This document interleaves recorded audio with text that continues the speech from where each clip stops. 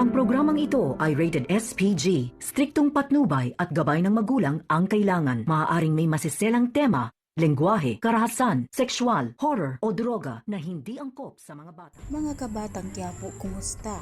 Welcome back sa aking channel.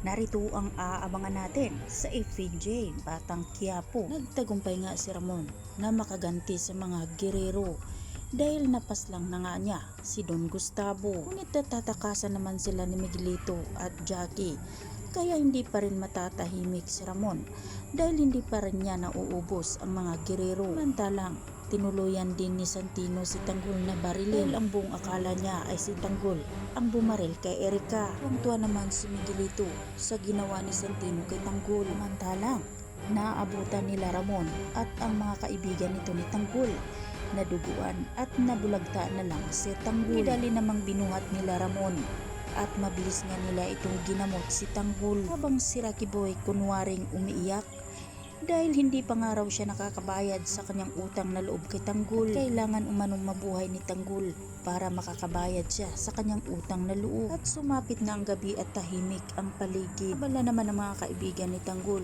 at si Ramon na nagbabantay ito sa kanya. Si Rocky Boy ay nasa loob ng kanyang kwarto. Kinausap niya ang kanyang maskara na demonyo. Naplano niya kung paano niya tapusin si Tanggol.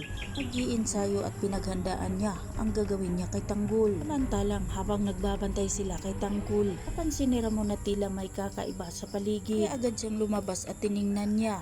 Nagpaputok na rin siya bilang babala. Ngunit isa-isa rin sumunod ang mga kaibigan ni Tanggol sa labas. Hanggang isa-isa na rin silang pinatumba ni Rocky Boy. Kaya agad nang nakapasok si Rocky Boy sa loob kung saan naroon si Tanggol. Lilim ang paligid.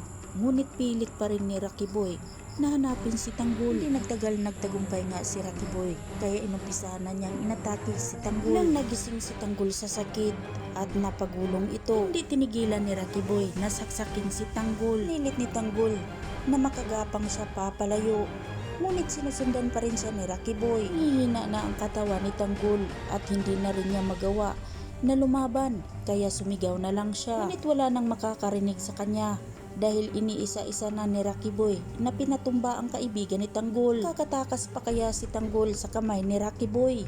Yan ang ating pakatutukan at aabangan, mga kaibigan, dito lang sa FVJ Batang Quiapo. At wag po sana niyong kalimutan na i-like, i-share at pahingi na rin ng isang subscribe. Maraming salamat!